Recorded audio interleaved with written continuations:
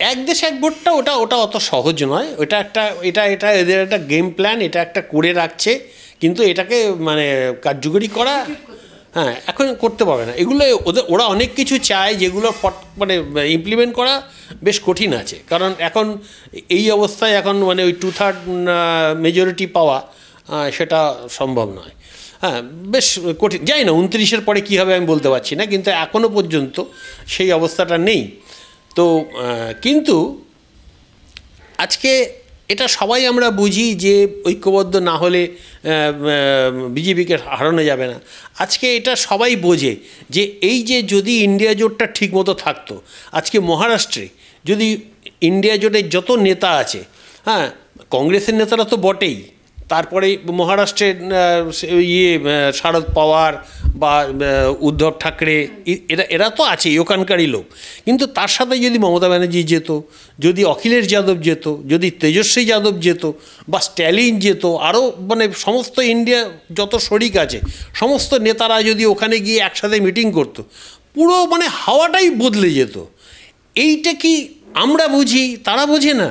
তারাও অবশ্যই বোঝে, কিন্তু কিছু একটা রহস্য আছে যেটার কারণে এটা হচ্ছে না, এবং এটা যদি না হয় তাহলে পরে মোদিকে হারানো বেশ কঠিন, এটা মানে আমি মনে করি। এবং এইটা একটা খুব ফ্রাস্ট্রেশনের জায়গা, এবং যার ফলে কি হয়েছে এটাতে যে শুধু তৃণমূল মানে যে অসন্তুষ্ট তা নয়, হ্যাঁ মানে যেভাবে চলছে, হ্যাঁ কোনো কিছু নিয়ে একটা এই যে মানে প্রথমে পাটনায় একটা মিটিং হলো, তারপরে দিল্লিতে একটা মিটিং হলো, তারপর মহারাষ্ট্রে একটা মিটিং হলো, 3টে মিটিংয়ের পর হঠাৎ করে তাল কেটে গেল, তারপর থেকে আর কোনো মিটিং নেই। হ্যাঁ এবং সেইখানে তো ওই যে ইন্ডিয়া জোটের নামটা হলো, হ্যাঁ সেটা তো মমতা ব্যানার্জি দিয়েছিল, সেটাই সবাই অ্যাকসেপ্ট করলো। তারপরে কিছু কিছু মানে যে সিট নিয়ে কারা কারা কীভাবে আলোচনা, সেদিন একটা কমিটি তৈরি হলো, আরও 2-4টে কমিটি তৈরি হয়েছিল, কিন্তু সেগুলো সব মুখ থুবড়ে পড়লো। এটা একেবারে এটার জন্য দায়ী একমাত্র কংগ্রেস, এটার জন্য অন্য কাউকে দায়ী করা যায় না। কংগ্রেস তার নিজের কী ক্যালকুলেশনে চলছে এটা বোঝা যাচ্ছে না। হ্যাঁ কিন্তু তার ফলে কি হচ্ছে, এবং এই যে মহারাষ্ট্রে এইভাবে যে হেরে গেল, তার ফলে এখন ওখানকার শারদ পাওয়ার, উদ্ধব ঠাকরে এরা বা আরও অনেকেই তারা এখন বলছে যে না মানে মমতা ব্যানার্জি বরং এসে, কারণ মমতা ব্যানার্জি বিজেপির বিরুদ্ধে ভালো লড়াই করতে পারছে, সুতরাং তিনি প্রধানমন্ত্রী হবে না কিন্তু অন্তত তিনি জোটের নেতৃত্বটা দিক। তৃণমূল থেকেও তো অনেক নেতারা বলছেন, এটা কি মনে হয়, এটা কি পরিকল্পিতভাবে বলানো হচ্ছে? তৃণমূল তো বলবেই, কারণ তাদের নেত্রী হবে জোটের জন্য, ফিল করছে যে যেভাবে জোট চলছে এইভাবে জোট চললে বিজেপিকে হারানো যাবে না, সুতরাং তারা মানে এই জন্য মমতা ব্যানার্জি কথা বলেছে। এখন বিষয়টা যেহেতু মানে শুধু তৃণমূল থেকে যদি দাবিটা উঠতো তাহলে ওটার কোনো ভ্যালু ছিল না, কিন্তু যেহেতু আরও বড় বড় দলগুলো, শরিক দলগুলো অনেকেই বলছে, সুতরাং এবার একটা কিছু পরিবর্তন হয় কি না, মানে এটা তো কংগ্রেসকেই করতে হবে, কংগ্রেসকেই এটা এগিয়ে এসে সমাধান করতে হবে যে ঠিক আছে মানে মমতা ব্যানার্জি কি মানে কনভেনার হবে না কি হবে, হ্যাঁ আর অন্যান্য কমিটিগুলো কি হবে। আরে কংগ্রেসের প্রধানমন্ত্রিত্ব কেউ আটকাতে পারবে যদি মানে আর কি বিজেপিকে হারিয়ে যদি যায়, কারণ বাংলার ভোট কটা 42টা, হ্যাঁ অখিলেশের যদিও 80টা সিট আছে, কিন্তু অখিলেশ তো 80টা সিট পাবে না, তাকে তো কংগ্রেসের সঙ্গে সিট শেয়ারিং করতে হবে। সেখানে হয়তো কংগ্রেস হয়তো ও হয়তো 45টা কি 50টা লড়বে, আর এ হয়তো 30টা বা 35টা যা লড়বে।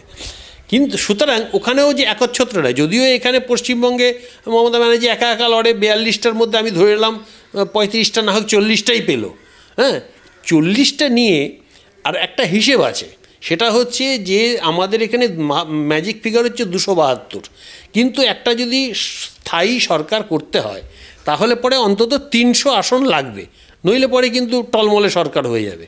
হ্যাঁ সুতরাং 300 আসন দরকার, এবং 300 আসনটা আসবে কিভাবে, একটা মোটামুটি হিসেব যে কংগ্রেস 150 পাবে এবং আঞ্চলিক দলগুলো 150 পাবে, তার মানে কি এটা একটা রাফ হিসেব, কিন্তু তার মানে এই নয় যে কংগ্রেস 130 পেলেই কংগ্রেস আর হবে না, বা এরা যদি 180 পেয়ে যায় তাহলে পরেই কংগ্রেসের সবাইকে সরিয়ে দিয়ে এখান থেকে কেউ একজন আঞ্চলিক দল থেকে প্রধানমন্ত্রী হবে, সেটা নয়। কারণ আমি ওই জন্যই ওই হিসেবটাতে যাচ্ছিলাম যে 40, 42, 45 আসন দিয়ে, হ্যাঁ আর ওরা যে এই কংগ্রেসের এখন কত আছে 99 প্লাস 100, হ্যাঁ, একটু যদি ফেভারেবল ব্যাপার ঘটে, ইন্ডিয়া যদি ঠিকমতো মুভ করে, 140-50 পাওয়া কংগ্রেসের পক্ষে কিছু ব্যাপার নয়, কারণ সবচেয়ে গেনার হয় যে বড় দল সে। এটাই আমরা এই মানে জোট রাজনীতির যে ট্র্যাডিশন আমরা এটাই দেখে এসেছি। তো সুতরাং আজকে এটাই হচ্ছে বাস্তব যে কংগ্রেস মানে একটা দল সে যদি সংখ্যাগরিষ্ঠতা পায়, কোথাও গিয়ে সত্যিই হয়তো স্বৈরতন্ত্র কাজ করে, সে জায়গায় সত্যি যুক্তরাষ্ট্রীয় কাঠামোতে যদি বিভিন্ন দল একসঙ্গে দেশের জন্য কাজ করে, সাথে ক্ষতি কি যদি একজোট হয়ে কাজ করতে পারে? কি মনে হয়? ক্ষতি তো নয়, উল্টে আমি বলবো ভালো। হ্যাঁ, কারণটা হচ্ছে এককভাবে কিছু করলে পরে সেখান থেকে একটা মানে ফেভারিটিজম কাজ করবে, অনেক রকম মানে কি বলবো মানে সঠিক পথ থেকে আরও ইয়েতে চলে যায়, হ্যাঁ, মানে মানে খারাপের দিকে ডাইভারশন এসে যায়।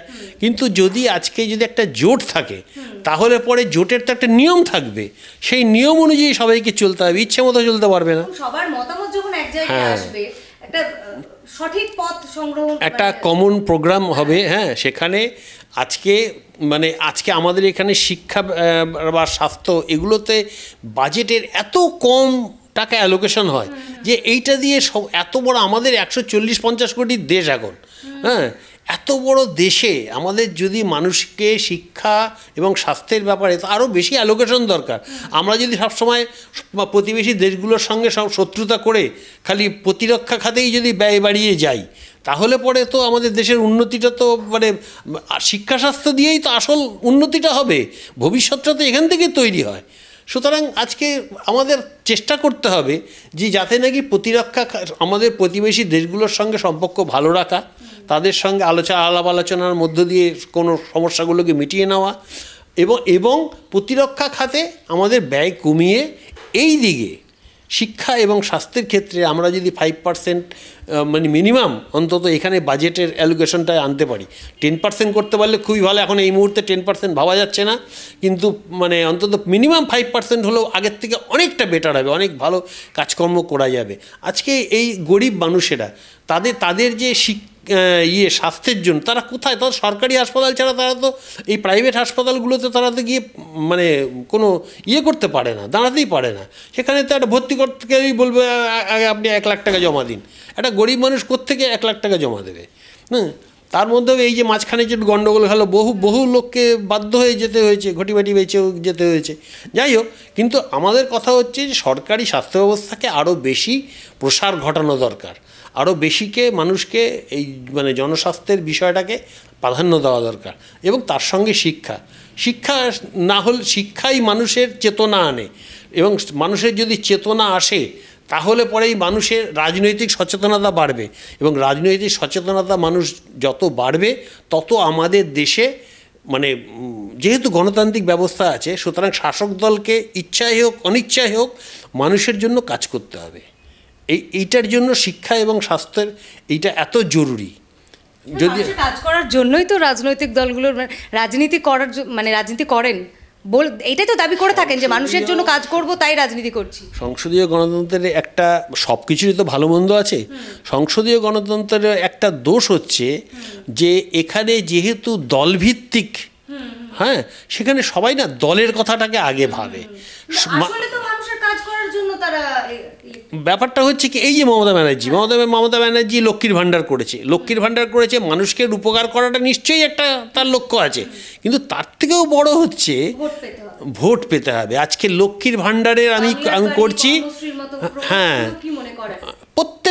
প্রত্যেকটা তাই যেমন না সিপিএমের সময় একটা বিরাট তার একটা সাংগঠনিক জোর ছিল, সেই হিসেবে সে ভোট করিয়ে নিয়ে জিততো, কিন্তু মমতা ব্যানার্জি জানে আমার পক্ষে ওই রকমভাবে দলে লোক আছে অনেক, কিন্তু ওইভাবে কে সংগঠিত করে ঠিকমতো করে ভোট করানো, হ্যাঁ, ওটা সম্ভব হবে না। সুতরাং সেভাবে একটাই জিনিস যে আমাকে মানুষের জন্য উপকার করে আজকে আমি লক্ষ্মীর ভাণ্ডার করলাম, এর থেকে আমি 5 কোটি ভোট পাবো, এটা একটা হিসেব আছে তার। হ্যাঁ, আজকে কন্যাশ্রী করলাম, এখান থেকে আমি 2 কোটি ভোট পাবো।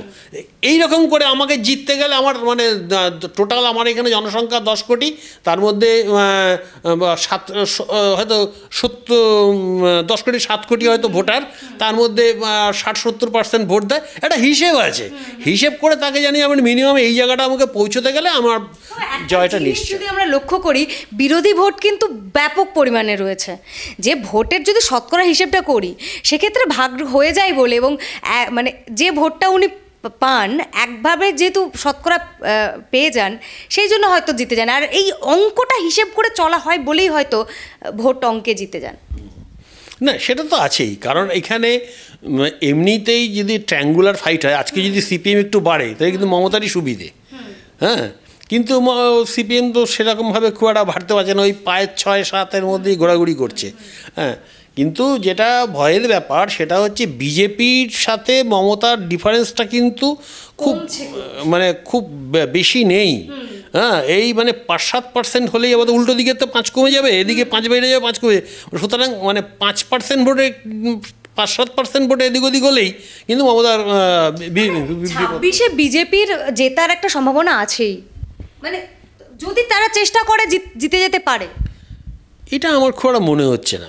মানে আমি অল ইন্ডিয়াতে যেমন হতাশ, পশ্চিমবঙ্গের ক্ষেত্রে অতটা হতাশ নয়, এই জন্য যে এখানে বিজেপি সাংগঠনিকভাবে এত বিভক্ত না, হ্যাঁ, যে এদেরকে এক হয়ে লড়তেই পারছে না এরা ঠিক মতো। এই শুভেন্দু একদিকে, একদিকে, দিলীপ ঘোষ একদিকে, ও একদিকে, কোনো নেই, সবাই সবার পিছনে পড়ে আছে। হ্যাঁ, যার ফলে ওখান থেকে মানে অনেক চেষ্টা করবে, এই তো এখানে ওরা কি ভোটার করবে বলে কোটি কোটি না মেম্বার, হ্যাঁ, মেম্বারশিপের জন্য ড্রাইভ দিচ্ছে, প্রচণ্ড হতাশ, কেউ কিছু করতেই পারে না।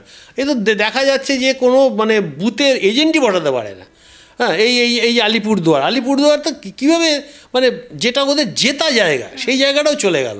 কারণটা হচ্ছে ওখানে মনোজ টিগ্গা আছে, ওই আবার দিয়ে আগের ছিল, সে বসে গেল আগের চোটে, সে তৃণমূলকে সাহায্য করলো, এইসব নানা রকম ইকুয়েশনে এইরকম রেজাল্ট হচ্ছে। সুতরাং 26-এ আমার মনে হয় না যে খুব একটা কিছু মানে খুব বড় যদি মানে বিজেপির মধ্যেও তো প্রচণ্ড গণ্ডগোল হচ্ছে। যেমন নাকি এই যে মোহন ভগবত, হ্যাঁ, তিনি বলছেন এই যে সমস্ত, হ্যাঁ, না আরে এরা তো আরএসএস তো ক্ষমতায় যায় না, কিন্তু আরএসএস চালায় বিজেপিকে। কিন্তু এই মোদি শাহ আসার পর এরা বলছে যে আমাদের হাতে পাওয়ার, হ্যাঁ, আমরা আমাদের মতো চালাবো, আমরা ভগবত ওখান থেকে ডিকটেট করবে আর আমাদের শুনতে হবে, ওইসবের নেই। এটা ভেতরে ক্লাসটা ছিল, যার জন্য 240-এ আটকে গেছে, পারেনি। হ্যাঁ, মানে গতবার কিন্তু ইউপিতে এই যে কংগ্রেস এবং অখিলেশ যাদব, কারণ ওরা কি ঢিলে দিয়ে দিয়েছিল। হ্যাঁ, কিন্তু সেটা আবার মহারাষ্ট্রে দেখিয়ে দিল, কারণ তার ওইটা হারার পরেই কিন্তু আবার বিজেপি আর আরএসএস আবার মিটিং করে একটা মোটামুটি সমঝোতা করেছে। কিন্তু ওই বিজেপি কিছুদিন বাদেই বিজেপি আবার বিগড়ে যায়, আবার এই যে নতুন করে আবার এই ধর্ম নিয়ে আরম্ভ করে যে মসজিদ ভাঙো, এই করে মন্দির ভাঙো, আর মসজিদ খোঁড়ো, হ্যাঁ, মসজিদ খুঁড়ে মন্দিরের শিবলিঙ্গ বার করো। এই যে মোহন ভাগবত আগে বলেছে এটা কিন্তু ঠিক হচ্ছে না, এই সমস্ত এই মসজিদ ভেঙে এই করা, এটা কিন্তু মানে এখন এদের কথাও শুনছে না। এরা ভোটের তাগিদে মানে এমন একদম নেগেটিভ ইম্প্যাক্ট। এখন কথা হচ্ছে শুধু ধর্ম, হিন্দু ধর্ম তো খুব উদার, তারা অন্যের ক্ষতি করে কখনো আমাদের এই যে বিশেষ করে বাঙালিরা রামকৃষ্ণকে এত মানে কেন? কারণ যত মত তত পথ, এই যে উদারতা, এই সংকীর্ণতা, হ্যাঁ, এইটা আমাদের বাঙালি একদম সহ্য করতে পারে না। আর ভারতবর্ষেরও এই যে বললাম না শিক্ষার গুণ একটা মানে প্রচলিত রয়েছে যে বাঙালিকে নাকি বিজেপি সহ্য করতে পারে না। না, এটা তো আছেই, কারণ শ্যামাপ্রসাদ এখান থেকে যেই দলের যিনি হোতা, তিনি এখান থেকে কোনোদিন জিততে পারেননি, কোনোদিনই এখান থেকে সুযোগ সুবিধা কিছু পাননি, মানে এখান থেকে কোনো পলিটিক্যালি গেন করতে পারেনি। সুতরাং তাদের এইটা একটা মানে বিরাট এখানকার একটা দখল করব, এটা একটা খুব চেষ্টা, কিন্তু পেরে উঠছে না, সেইটা একটা রাগের একটা বড় কারণ আর কি।